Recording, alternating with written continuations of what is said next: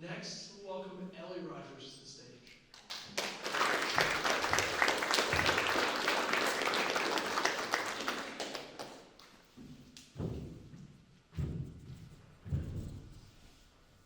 Is everything okay? My mom frantically asked what she says is the longest 2 minutes of her life.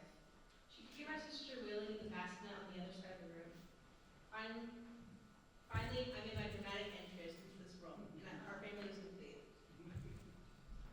Welcome, everyone. I'm so happy to be here talking to you today. My name is Eleanor Maxine Rogers, but you can call me Ellie. I'm the youngest in my family by 2 whole minutes, or what my sister will tell you was the best 2 minutes of her life. I'm proud to come from a long lineage of strong women who value hard work, kindness, and perseverance. These traits are in my DNA. My great-grandmother Maxine was born dirt poor in Anthony, Kansas.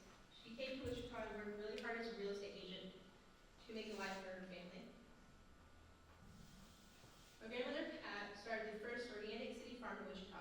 She built her business literally from the ground up.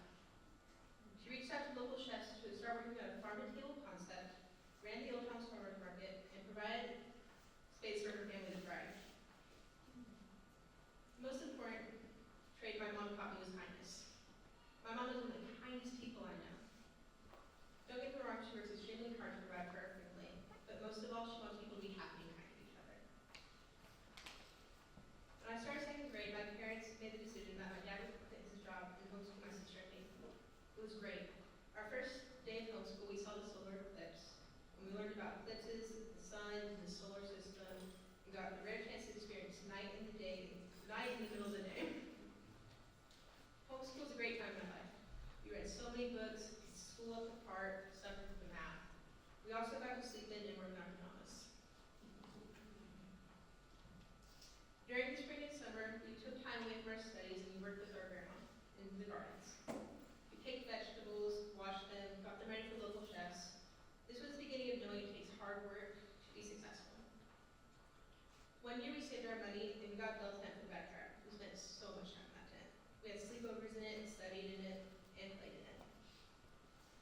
Another fun aspect of homeschool was time with friends. We had PE class with our friends every week. We had weekly game nights and oftentimes had friends over to play. Then COVID hit. Time with friends stopped, sleepovers stopped, outings stopped. Felt like life was at a standstill. Things just got weird. There came a point where I didn't really want to go anywhere. I became withdrawn. I had a lot of social anxiety.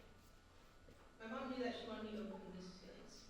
So when she heard about Wonder, she thought it would be a great opportunity for me to make friends again and to overcome my social anxiety, but still have the freedom to move at my own pace. My first year at Wonder was rough. I felt like I was unwanted there. Like I was just a weird girl that nobody liked. When I got from only being around my family to a school filled with people, I got insecure about the way I acted, the way people perceived me. I remember begging my mom to send me back and just let me homeschool again.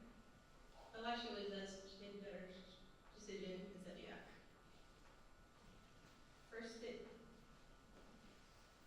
day of my second year at Wonder, I remember walking in this room and people being excited to see me. It was like all the people I thought hated me were my best friends. That year I learned a lot about who I was, not only in the studio, but in life. I was able to really open up and let people get to know the real me. That also opened up the possibilities of what I can do in my life.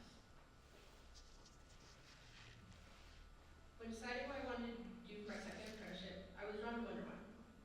I had a lot of experience with children's things that volunteered in literature at church, and I worked in Wonder One for my circle leader hours.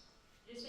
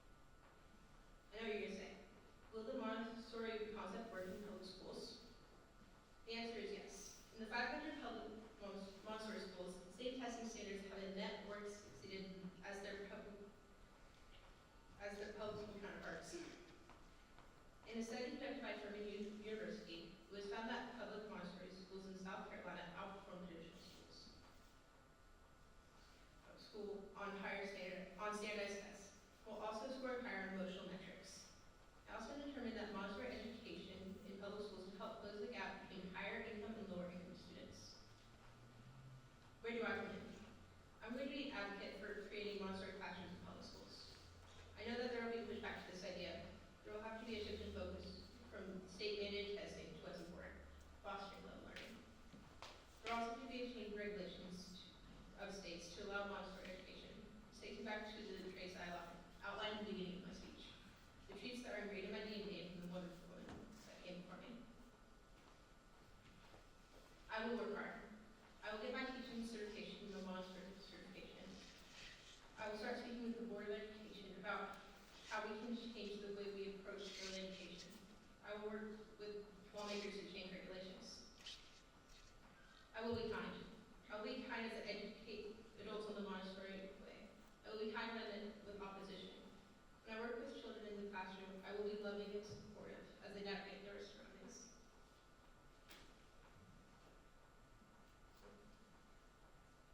I will persevere. I know this will be a tough road. Many people's ideas of education is not going to be easy. I will keep on finding them. Where do you come in? I need opportunities to meet with people who can teach me how to influence major changes. Also, any books or research about Montessori education will be valuable. In return, I promise to go to college, become a Montessori teacher, and learn everything I can about both the Montessori method and the public education system. This way, I can be fully prepared for the day I speak with lawmakers and the Board of Education to push for change in childhood education, so that every student can get the education they deserve. Lastly, I want to make one more promise. I promise to carry forward the long lineage of strong and by using the hard work, kindness, and perseverance they taught me. And finally, I want to